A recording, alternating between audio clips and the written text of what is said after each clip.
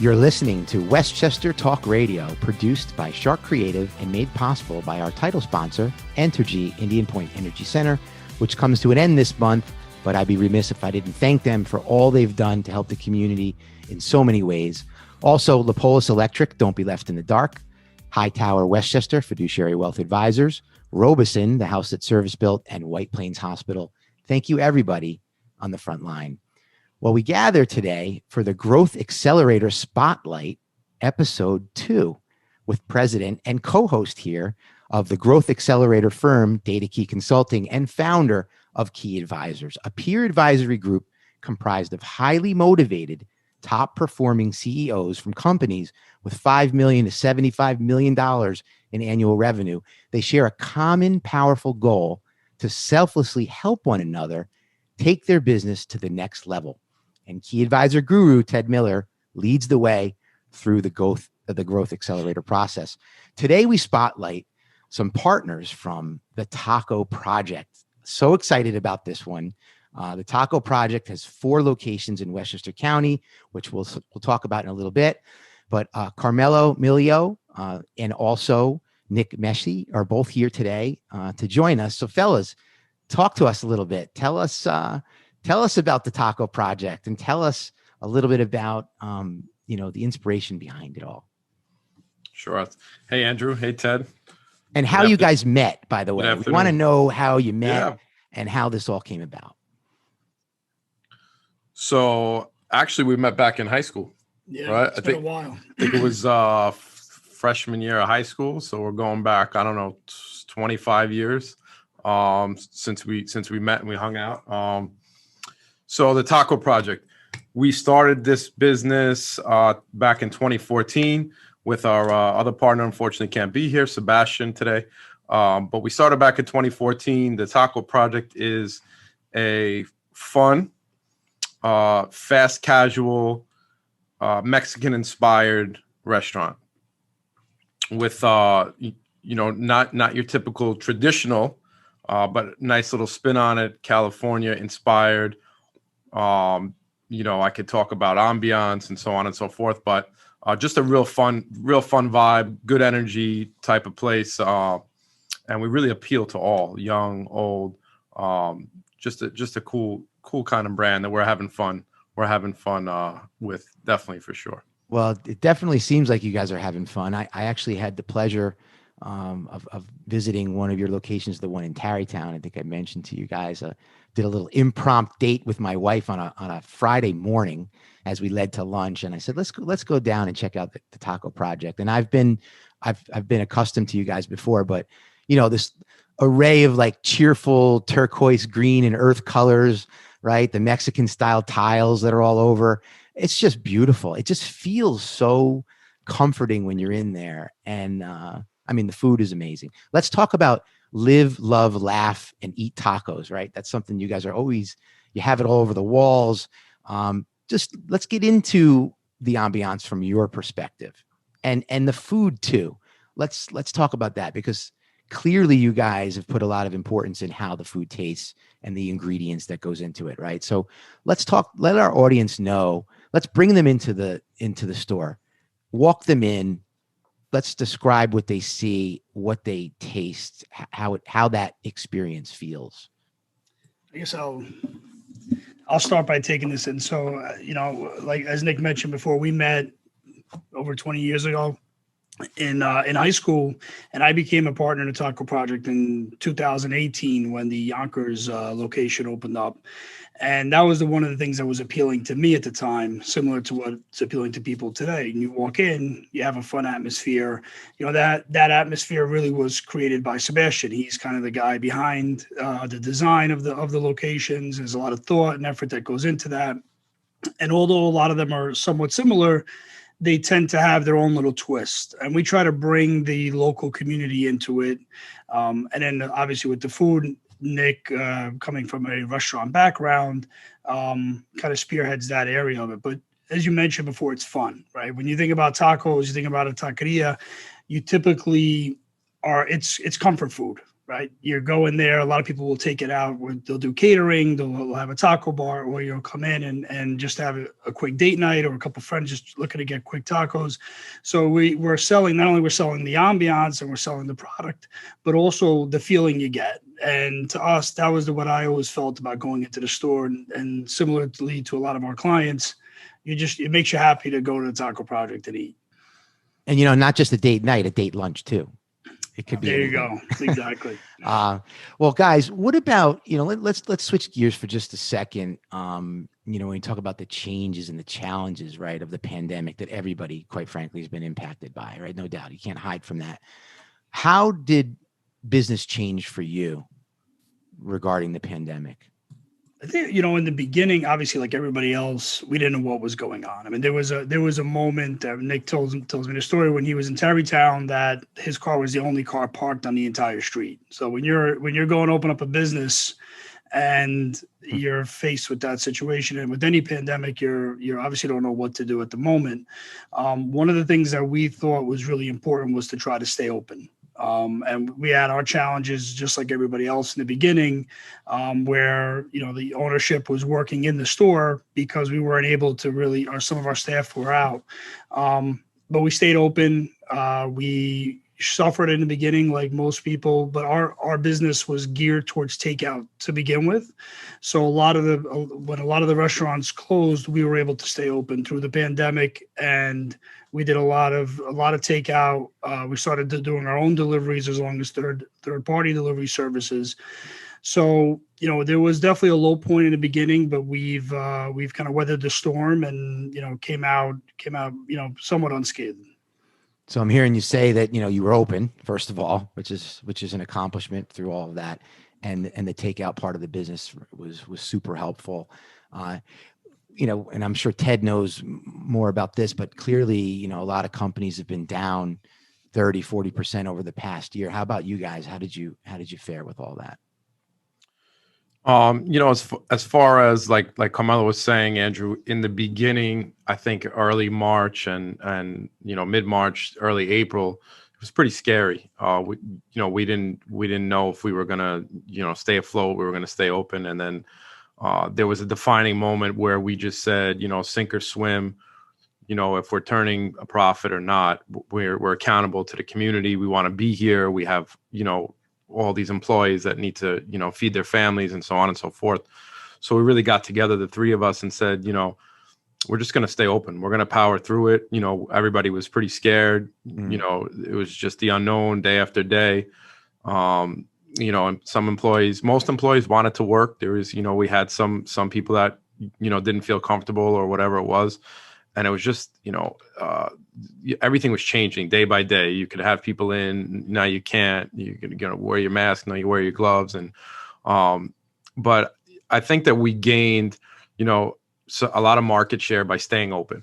So, your typical go-to restaurant, which you dined at often or you took out from often, unfortunately was closed, or the decision was there to close for various reasons. So we were just open.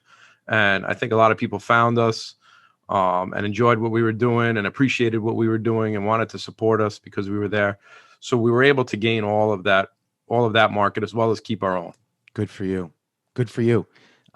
It still is a tough time in many ways, but I think there's a feeling now, right? Things are opening and a lot more optimism in the air. And I think you guys certainly will come out ahead of that since you had been open all this time. I would just inject here that I just couldn't be more proud of these guys. They're both members of the Key Advisors CEO group, and the way the Taco Project effectively pivoted during this pandemic. I'm sure they'll get into it a little bit more here, but most of the corporate catering became very challenging and kind of dried up for a lot of safety reasons across the board. And they just pivoted beautifully by really amping up their to-go system here and keeping everything safe for the public, safe for their employees and the community, and did a fantastic job with that. And with less families commuting into the city, there were actually more people that wanted a little bit of celebration during very difficult times, and so their catering, kind of family level catering, it picked up quite a bit. So I just thought that was extraordinary, and I would be remiss if I didn't also add that you may have already mentioned it, but that the Taco Project is a 4-time winner of Best of Westchester, and so extremely talented group led by these two plus Sebi, who's not here today, the 3 partners. Well, I didn't mention it, so I'm glad you did. But they guys, you do have a wonderful reputation throughout the county, and you've been recognized righteously. So while we're on that, let's talk about the store number 4, Pleasantville. When did you open Pleasantville up? Good. Come on. February. February. Yeah, mid-February. And how did the timing with that work for you guys, given everything that's going on? Well, definitely, it was a little bit more challenging to build out a store during COVID. We had to work through some contractors not be able to come in, obviously because of getting COVID. It was a little bit more expensive to build because the product wasn't so readily available. So it took us a little while to get it built, but obviously, like everybody says, the end product is what matters. So we opened up in February, and like most of our stores in the beginning was extremely busy, and now it's starting to kind of level out to a place where we feel very comfortable, similar to our other stores, and where we can kind of give the best customer service and product in a quick, casual way. Great. So Yonkers, Bronxville, Tarrytown, now Pleasantville. Did we hear something else about some further expansion in the general area? We're working on it. We are planning on moving into Fairfield County at some point. Aha, Yes. like that. Are you coming to Wilton? Unfortunately, we're not coming to Wilton. Westport? Not Westport. Okay. We can't give it away just yet. Can't give it away. All right. Okay. Didn't mean to put you on the spot, but I'm excited about that. Yeah, no, I think the next one for me will be Pleasantville. I want to get down there and see that. But I'm definitely excited to hear that you're coming up to Fairfield too. That's cool. We'll have to flip to the Fairfield County Talk Radio when we do that. There you go. Good stuff. Good stuff with that. What about, just if we want to talk a little bit about how you differentiate yourselves, what are some highlights on what makes you guys, besides the food, which we've talked about, what is it that you're doing that people can realize that you are an exceptional company, and why? I think it just goes back to, the feeling. I remember very early on when I was with Sebastian and we talked about the food and what we were looking for as far as the menu, which has really evolved over the years as well. We brought in some different dishes, but he stressed to me how important it was that the way the place looks and the energy and the whole vibe of the way the place is laid out is just as important. Things that you really never put much thought into. We have different playlists. It could be lunch, dinner, and then you have a late night playlist Friday and Saturday that even the staff is involved in creating. So it kind of creates a fun vibe where they have their playlist of music going, and we make sure that there's candlelight out on the tables and the lights are dimmed down, and it's just a really inviting. And we like when the places are typically really industrial looking. We love the brick and the wood, and when you're finding an old building in Westchester that has some iron columns going through it, and then we like to, obviously Seb comes in and he does his thing where he brings in all the bright colors and the fun colors and the paintings, and he puts his touch and his spin on it, right? So just that real inviting, right? Like you talked about, Andrew, when you came for lunch with your wife, and that's what you feel when you walk in. It's a fun place to be. You got the music going, you got some good colors, you're going to eat some good food. Maybe you'll have a margarita or two. So that's beautiful. Yeah, so that's kind of lunchtime, Andrew. There's a liquid lunch with the burrito bowl. Actually, I had You in the this. store? What's that? You're in the Yeah, store I'm in now. the store now. You see that? I love you being transported like that. You got me so excited. I'm back in the store.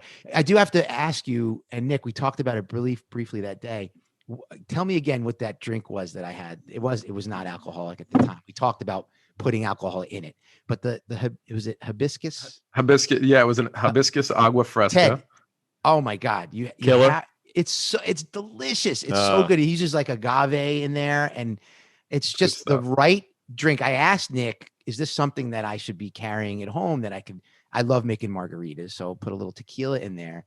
Absolutely. But that to me is like, that's going to get me through the summer. So you're going to get me the recipe, right? You said I give you my word. Okay. That's oh my gosh, there's Sidewinder fries and the toppings and the beef tacos and the desserts. Yeah. Oh my God, it's awesome.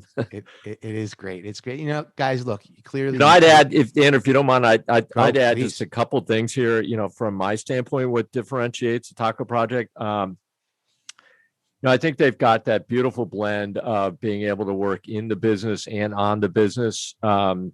Really have had a number of tremendous working sessions over in our conference rooms where they're doing long-term strategic planning, thinking out, a store ahead, a couple stores ahead. How are they going to, maintain their quality and continue to advance their brand? I'm sure you could follow up on this question here, but they give back so much to the community in terms of donations and things. Their pride in their staff and the way they treat everybody, extremely low turnover rate. Somebody who studies the industry a little bit, the turnover rate, at least in some portions of that industry, are 150, 175% per year, meaning, people only last a couple of months. Just not the case with their team. And from my standpoint, I see that they care, they genuinely care. And with the tips that come in with food businesses, are equitably distributed and shared, with the kitchen staff as well as the front end, and so I just think that's tremendous. They have a very sort of a disciplined methodology on how they think about where their next store is going to be. They do not want to expand too quickly. They want to maintain that quality and just sort of keep that. Just keep the quality of everything where it needs to be and keep it fun and lively as they described. Maybe you guys could just talk a little bit about some of the donations and the community piece, because I just think that's huge. Yeah, sure. Well said. I appreciate you bringing that up. And like you said, with the staff, for us, it's just important to give them support. We tend to, we have an open door policy. We have a group chat with our entire staff. As far as, they can have random questions or about health benefits or 401k type of stuff. We're there for our staff. So it's really important to make sure they're happy. And it's a team environment. They feed off each other and it just works for us. Like Ted mentioned, as far as giving back to the community, for us, it's important to give back to the community. So in most of the towns that we're in, if not all of them, we'll support, either a local team or do some sort of co-venture with another business.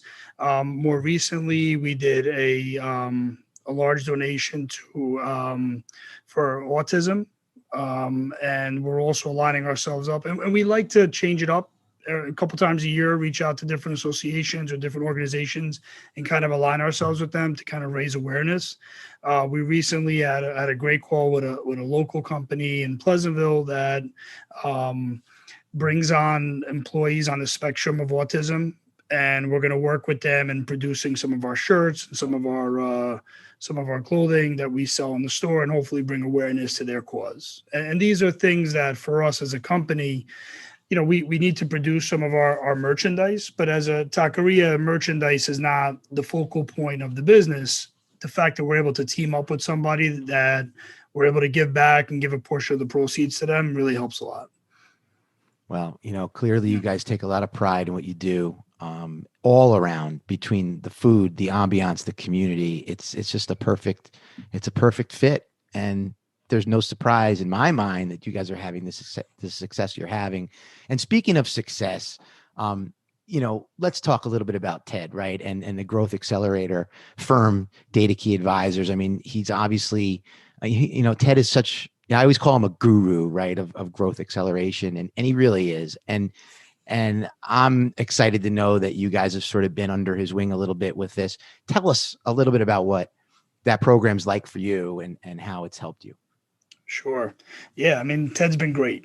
There's so many things we could say about it. I think for me as a partner in a company, it's important that we stay focused. And sometimes you look at your business and you say, I'm going to go out 5 years, 10 years, what's my game plan going to be?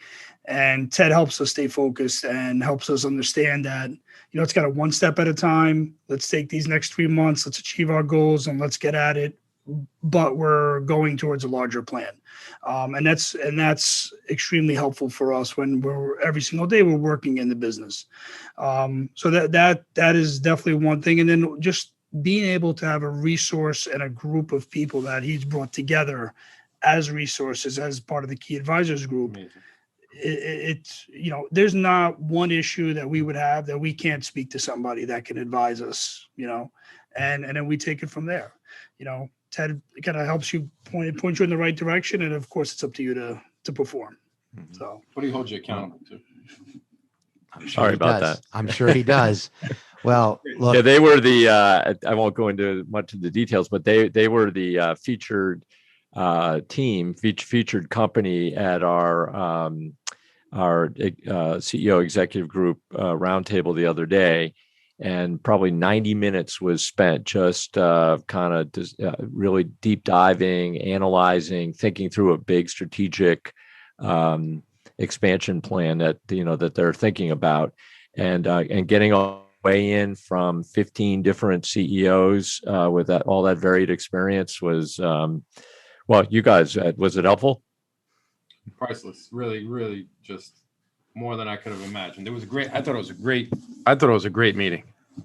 I thought it was great. Everybody was very, very helpful and informative, and it was a great topic, which Ted obviously was, helping us think through. And he said, guys, we're going to bring this to the group, talking about expansion and how fast or how slow and where and when and how. And, we're sitting in the room with some real intelligent people. So it was great. Very enjoyable. I mean, it sounds to me like you're getting an awful lot out of it. So congrats to all of you guys for figuring that out and building on something. It is just wonderful, and it just continues to grow, and that you're open to it. So Ted, any parting words here before we sign off on the Growth Accelerator Spotlight? Yeah, maybe one quick thing is, I have this funny new little thing on my phone here. Hold on one second. Hold on. Okay. And my 16-year-old daughter, made sure I had it on here. But Nick and Carmelo would have killed me if I didn't anyway. But it's the Taco Project app. And it's absolutely outstanding. I don't know if I can show it on my screen here, but highly recommend that people download that app. Once you go there and you get the taste of the Taco Project, you're definitely going back. It's just a great experience, and I couldn't be more proud of you guys. Thank you, Ted. Nice, Appreciate that. And it's been a pleasure having you guys here on episode 2 of the Growth Accelerator, and with my co-host Ted Miller. It's really it's a pleasure. And you guys, look, you could be found at the tacoprojectnewyork.com. Is that right? And thetacoproject.com. We actually we've been able to acquire that. Pretty exciting. A couple weeks back. Okay, great. We were chasing that down for a while, and we finally got it. Nice. And they can follow you at the Taco Project, right? Correct. On social media. Okay, so for those who are listening, not too hard to find them. Just type it in, the Taco Project, and there you have it. And also the app, which is a great idea. I'll get that myself right after this to make it easy for me. But again, wanted to thank you guys for being with us, both you, Nick, Carmelo. Say hello to Sebi. Sorry he couldn't join us, but it's again a pleasure having you on. Westchester Talk Radio, produced by Shark Creative, and we'll be back for more episodes of the Growth Accelerator with Ted Miller again soon. Live, love, and eat tacos. Live, love, Thanks, and guys. eat tacos. Thanks, Sounds guys. great. Take care. Thank you.